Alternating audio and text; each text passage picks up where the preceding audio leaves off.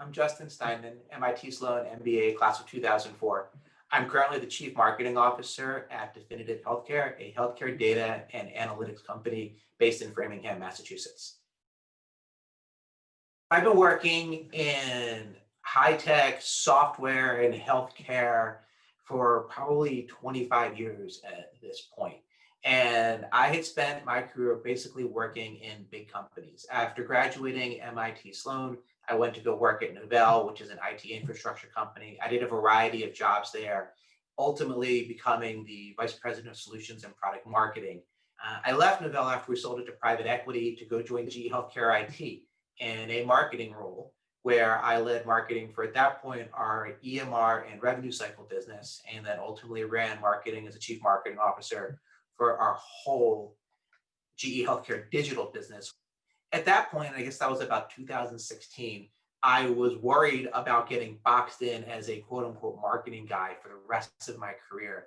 And so I really loved healthcare, but I made a career move to go do product management, which is the other side of the marketing coin, because I wanted to round out my career portfolio and my resume. And I just didn't want to be locked in, as I said, as that marketing guy. So I had the amazing opportunity to go join Aetna as the head of product management for our commercial business. And I had 4 wonderful years at Aetna.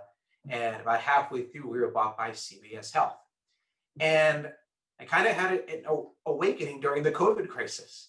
When you're in a big company, you are a cog inside the wheel. Big companies, a company like CVS Health has an amazing outsized impact on the American healthcare system. But inside a big company, you are a smaller contributor. It's just the nature of the beast, right? And I love CVS Health. I never say a bad word about the place. But I started to get frustrated about the narrow box that I had to color in inside that organization. And I realized that I wanted to be a bigger fish in a smaller pond, so to speak, to have more control over my destiny, to be on the leadership team of a company. And you looked at everything happening with COVID and you kind of realize that tomorrow is not guaranteed. And so as scary as it is, ultimately, if you want to go off and do something, you've got to take that chance and take the leap and say, I'm going to go off and try to do something different. The challenge I faced was I didn't know where to begin. Kicking off a job search like this is a scary and daunting thing to do. And I knew that the jobs I wanted weren't going to be posted on LinkedIn. The best jobs are out there, but they're not advertised. And so I knew at this point in my career, again, mid 40s, 20 plus years in, I was going to have to do a networked job search. And I intuitively knew that was, and I'd always been investing in my network, but I knew I was going to have to be a lot more focused. And so I did a couple of things. The first thing that I did was I put together a networking spreadsheet. And it's really exactly that. It's a spreadsheet. And it had name, company, last contact, next contact, and notes. And I just simply listed everybody I could think of at any company, people I hadn't talked to for 10 years or people I hadn't talked to for 10 minutes, everything in between. And I started coming, I had like 400 names on this spreadsheet, which creates a different problem, right? Because this is a full-time job. And I can't spend my day calling all 300 people. And what I also realized was that I needed to have a story for those 300 people. I needed to be able to be focused. And while I knew I wanted to do something different, I didn't exactly know what different is. And so, I made the mistake of getting on the phone with some of these people early on. And they're like, so what do you want to do? I'm like, I think I want to leave CVS and go do something different. Well, when you go and do that, these people can't help you. Even if they want to help you, they can't help you because you're not giving them a specific ask. And so my wife actually had the idea. She's like, MIT Sloan's got to have something to help you. Like, there's all this great career stuff. You're part of this community. And so she's like, go to the career site and see what's there. See if there's something for alumni. And so I actually went to the website and it said, are you interested in working with a coach? Click here. And I literally clicked here. And that's how I met Bryn. And what Bryn helped me do as my coach was she helped me structure my career search. And so the most important thing, and this is probably bad news for people who are listening to this webinar or reading this, There's a lot of work. And if you choose to go down this path, you need to be prepared to commit yourself to doing the work.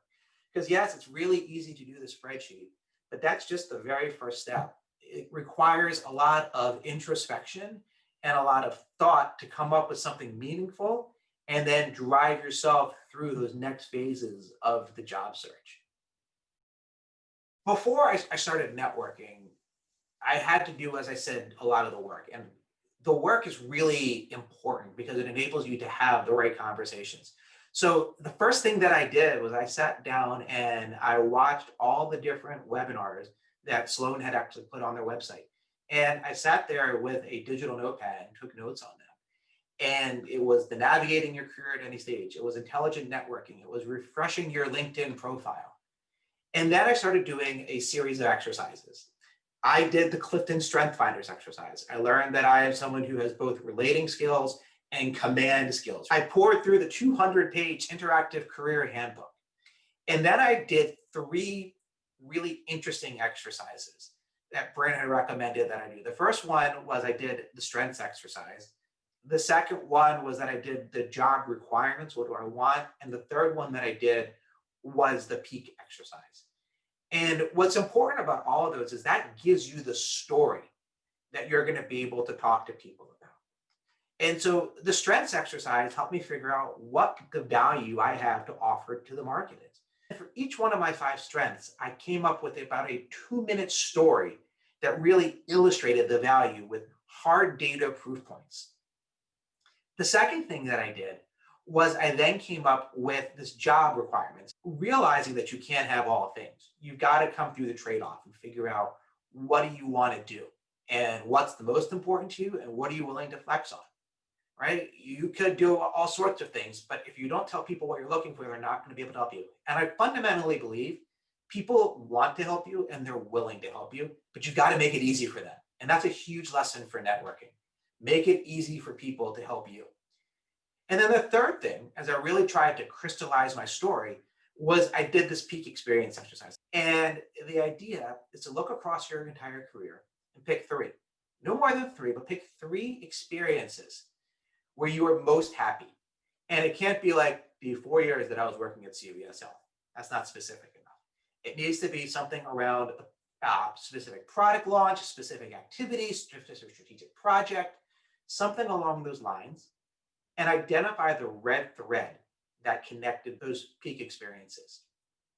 For me, that red thread was that I enjoyed working on small, cross-functional, highly collaborative teams where we succeeded or failed as a team in very high pressure situations. So you take all of that and you realize your strengths, your job requirements, and your peak experiences, and you put together your elevator pitch. And my elevator pitch, to make it easy for people to help me, was that I wanted to go work in a privately held healthcare services or healthcare IT company where I was either the chief product officer or the chief marketing officer. That's actually very narrow, but it's broad enough that there's out there. Now people can take that requirement and they can figure out, all right, I can help Justin. Who do I know who's doing that kind of thing? So once you get your elevator pitch, from there, I actually sat down and I ran a sales funnel.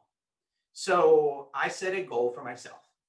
And it was, I wanted to have 1 meaningful conversation each day on my job search, Monday through Friday. So that's 5 conversations a week, 20 conversations a month.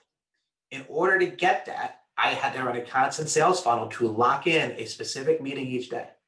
Now, every single one of these meetings, not a single one is longer than 25 minutes. Right? And that's important. But if you have a crisp, short introduction and request, and you get 25 minutes, I would tell you my success rate was roughly 90% of Zoom meeting invites that I asked for, I got. I did no phone calls. I did not a single in-person meeting. I did the whole thing over Zoom, but I talked to a ton of people.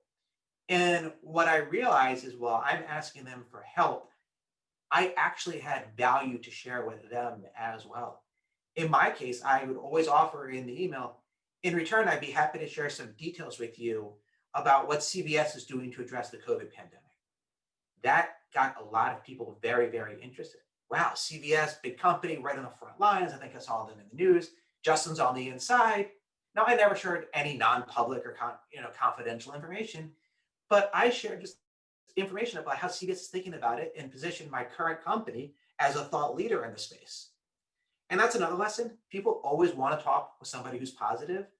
And when you go in with that positive attitude, you have a positive conversation. And then the last thing I would say about this is you got to tell everybody what you're doing. I actually found my current job because I mentioned it to my neighbor who was in a completely different industry that I was doing a very targeted job search. And his comment to me was, you should talk to my buddy Jason. I don't know Jason very well. I met him at a networking event a while ago. He seems like a smart guy. You guys would hit it off.